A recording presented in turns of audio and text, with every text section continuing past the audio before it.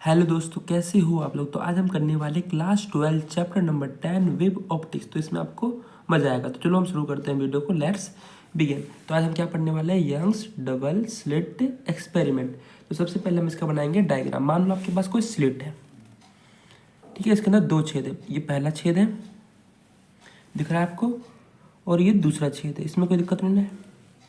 एक आपके पास स्लिट इतनी बड़ी है जिसमें दो छेद है, एक यहाँ पर है और एक यहाँ पर है, ठीक है। अब देखो ध्यान से, इसको बोलते हैं हम स्लिट। इसमें स्लिट में कितने छेद है आपके, दो। और मान लो यहाँ पर आपका कोई स्क्रीन रखा है। क्या रखा है यहाँ पे, स्क्रीन रखा है। इसमें कोई दिक्कत नहीं है। ये क्या है आपका, स्क्रीन है। इसको क्या बोलते हैं हम, स्क्रीन। और ये क्या है आपका, स्लिट। क्या है, स्लिट। और स्लिट में कितने छेद है, दो। एक पहला यहाँ पर, दूसरा यहाँ पर।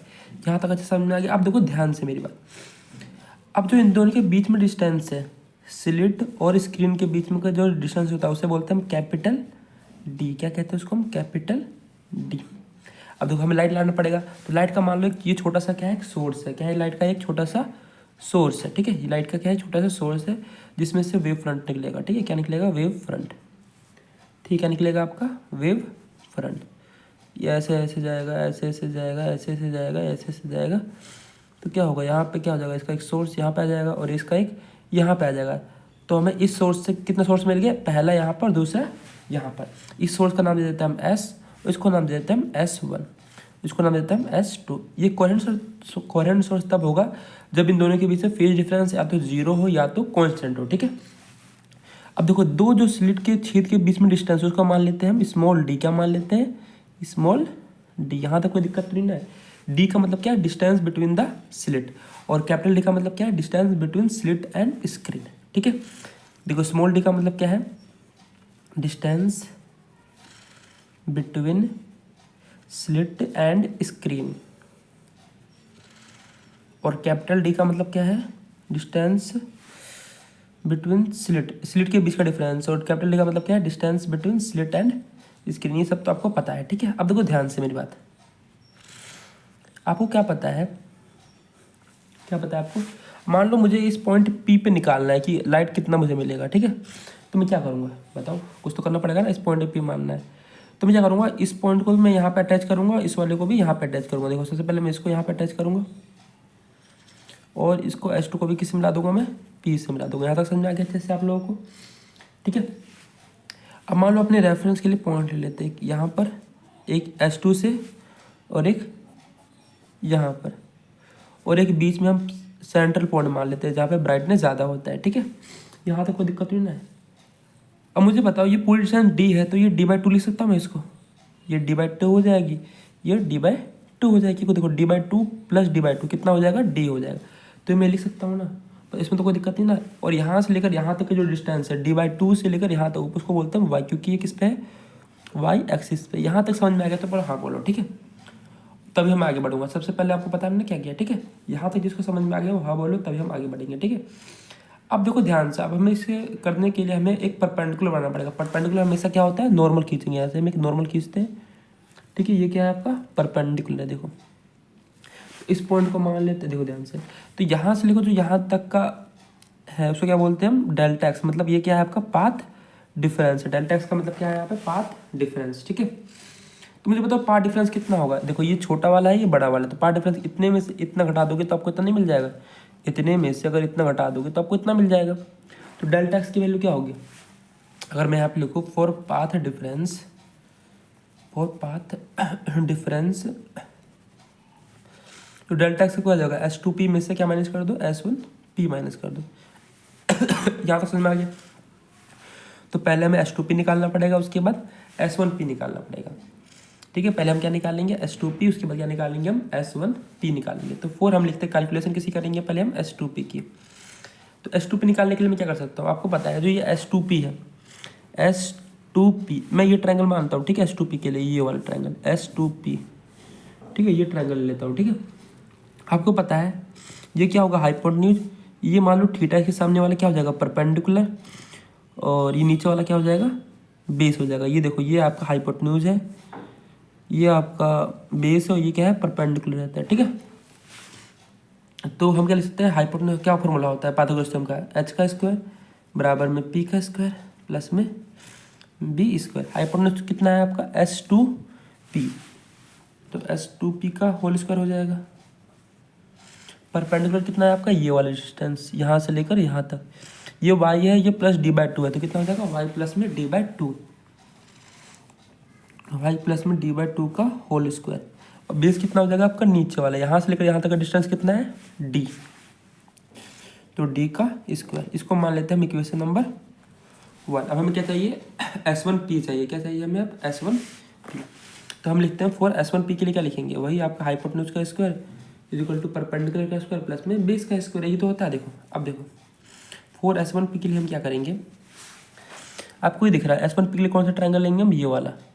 S1P के लिए देखो ये S1P है, तो इसके लिए ट्रायंगल हम कौन सा लेंगे, ये वाला ऊपर वाला, ये दिख रहा है ना आपको, ये है आपका S1P। ये क्या हो जाएगा इसके लिए हाइपोटेन्यूज, ये क्या हो जाएगा इसके लिए, अगर ये थीटा है तो ये परपेंडिकुलर होगा, ये क्या होगा बेस होगा, ये क्या होगा हाइपोटेन्यूज होगा। तो ऊपर क्या लिखेंगे पहले हाइपोटेन्यूज का स्क्वायर, फिर परपेंडिकुलर क्या हो जाएगा ये y है, तो हमें क्या चाहिए, बस मुझे ये चाहिए, तो y में से मैं d/2 घटा दूंगा। अगर मुझे सिर्फ ये चाहिए तो y में से ये करूँगा मैं d/2 घटा दूंगा, तो मुझे मिल जाएगा। तो y माइनस में d/2 का होल स्क्वायर, और d क्या होगा आपको यहाँ से लेकर यहाँ तक का डिस्टेंस, तो आपको पता है ये d है, वो क्या हो जाएगा कैपिटल D का स्क्वायर। बस यहीं तक करना था, आप कैलकुलेशन करेंगे आपको मिल जाएगा आपका पाथ डिफरेंस। तो हम क्या लिखेंगे, इक्वेशन 1 में से इक्वेशन 2 घटा देंगे, तो लिखेंगे सब्ट्रैक्ट इक्वेशन 2 फ्रॉम 1 में से घटाना है 2 घटाना है, सब्ट्रैक्ट इक्वेशन 2 फ्रॉम 1, क्या लिखेंगे हम सब्ट्रैक्ट इक्वेशन 2 फ्रॉम 1 में से घटा दो 2 को घटा दो, तो 1 क्या है आपका S2P का होल स्क्वायर, और इसे घटाओगे तो क्या आ जाएगा S1P का होल स्क्वायर आ जाएगा। देखो हमने क्या किया 1 में से 2 घटा दो, S2P माइनस में S1P का होल स्क्वायर, फिर इसको इसमें से घटा दो, ठीक है।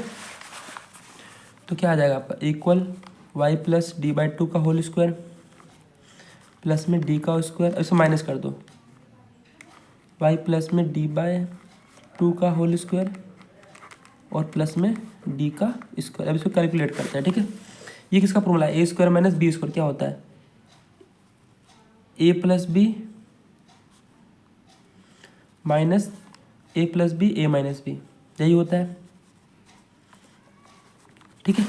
अब y प्लस डी का होल स्क्वायर कितना होता है, Y square A plus B का फॉर्मूला है ना, a प्लस बी का होल स्क्वायर क्या होता है a square plus B square plus 2a कितना है आपका y और b कितना है d/2 और ये प्लस का d स्क्वायर। अब माइनस को नीचे लिख रहा हूँ मैं, इसको ब्रैकेट में देखो, ये प्लस बी का होल स्क्वायर तो क्या लिखेंगे y स्क्वायर प्लस में d square by 4 into plus में 2 इंटू में d 2 इंटू में y इंटू d/2 और प्लस में क्या आ जाएगा d/